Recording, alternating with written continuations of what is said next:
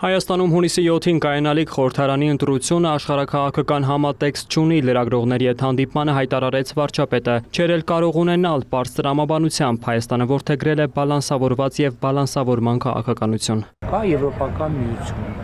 կա եվրասիական տնտեսական միություն, կա դրանից դուրս process։ Մեր ժողովուրդը պետք է այլ ընտրանք ունենա։ Հիմա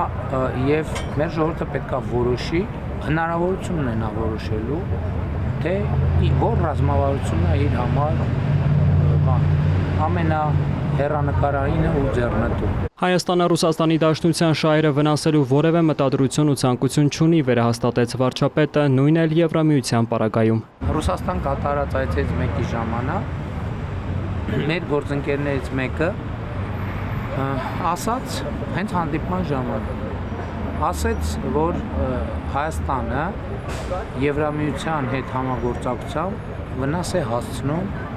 ասենք օրինակ Ռուսաստանի շահերին։ Ես լսեցի եւ ասացի շատ լավ։ Ես ասել եմ, որ մենք Ռուսաստանի շահերին վնասելու ոչ մի մտադրություն, ցանկություն չունենք եւ վերահաստատում ենք։ Բայց հիմա դուք պնդում եք անում։ Խնդրում եմ ինձ պատվիրակությանը նայեք, բոլորին ներկայացրեք մի օրինակ, որտեղ Եվրամիության հետ մեր համագործակցությունը Ռուսաստանի շահերին հասցրել է առարկայական վտանգ։ Եվ հասկանալի է, չէ՞ որ սեղանի շուրջ նստված մարդը առավել քան լուրջ լրջագույն մարդկանց հետ մենք գործ ունենք։ Եվ գիտեք ինչ էր պատասխանը։ Լռություն։ Փաշինյանը բացառեց Հայաստանի եւ Ռուսաստանի միջև էսկալացիայի հնարավորությունը, քննադատելով ընդդիմադիրներին հայ-ռուսական հարաբերություններում լարվածություն հրահրելու համար։ Մենք չենք վիճելու Ռուսաստանի հետ, նախ որովհետեւ Ռուսաստանի հետ վիճելը մեր մասշտաբը չի։ Մենք փոքր համեստ երկիր ենք եւ մեր խնդիրը չի, մեր մասշտաբը չի, մեր նպատակը չի։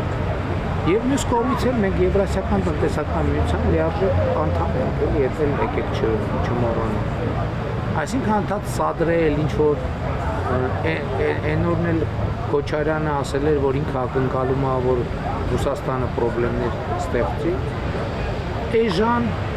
սադրանքներ։ Վարչապետն անդրադարձավ նաև ՌԴ Պետդումայի ընդունած օրենքին, որով իրավունք է վերապահվում ռուսական բանակն օգտագործել արտերկրում Ռուսաստանի քաղաքացիներին պաշտպանելու համար, եթե նրանք ենթարկվեն քրեական հետապնդման օտարերկրյա այնպիսի դատարանների կողմից, որոնց իրավասությունը Մոսկվան չի ճանաչում։ Մտավախություն չկա, որովհետև 102-րդ ռազմաբազան, անկախ նայած թե ինչ օրենքներ են գործում Ռուսաստանում, պետք է գործի Հայաստանի օրենսդրության շրջանակում եւ Հայաստանի իրավազորության ներքո։ Նոր ատոմակայանի կառուցման հարցը Հայաստանի համար ոչ թե քաղաքական, այլ տնտեսական բնույթի հարց է։ Երևանն աշխատում է տարբեր միջազգային գործընկերների հետ, սակայն ի վերջո կընդունի այն առաջարկը, որը լավագույնը կլինի Հայաստանի համար։ Մոդուլային ատոմակայանում վթարը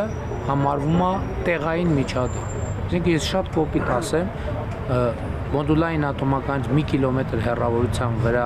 գտնվող բնակավայրը վթարի պարագայում չի էվակուացվում։ Այս ամենակարևոր առանձնահատկությունը։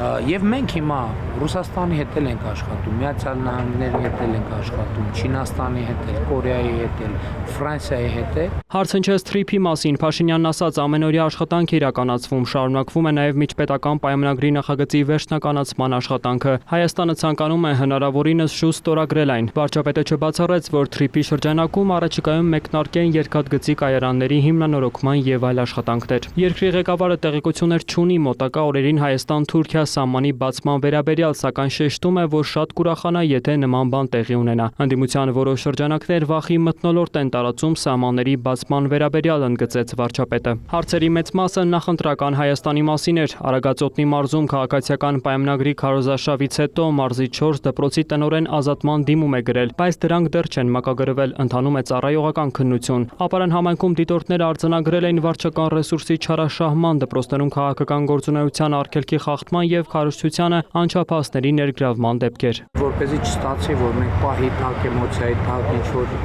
հանկարծ որևէ մեկի նկատմամբ անարդար վարենք, որովհետեւ տարբեր մեկնաբանություններ եղան, տարբեր բարձրաբանումներ, մենք հիմա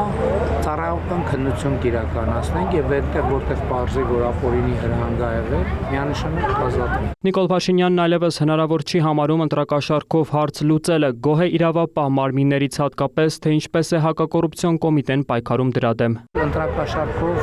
իմ կարծիքով այլևս Հայաստանում հնարավոր չի հարց լուծել։ Հա, հնարավոր է մի քանի ձայն փախցնել։ Ժողովուրդը ամեն բակում արդարության ու արդարադատության պահանջ է ներկայացնում, դատաիրավական համակարգի խնդրին անդրադարձավ Նիկոլ Փաշինյանը։ Մենակ չեմ խառնվում, մարդիկ ասում են միջի Միխի Քոչարյանը նստած չի, պատասխանի։ Սերժ Սարգսյանի մասին են հարցնում։ Մեր դատաիրական համակարգի ֆունդամենտալ խնդիրն է նա, որ չի բխում ժողովրդից։ Եվ հետևաբար սահմանադրական փոփոխություններով մենք այս հարցը պետք է լուծենք։ Նիկոլ Փաշինյանն ընտրություններին սահմանադրական մեծամասնություն ունենալը շատ իրատեսական է համարում։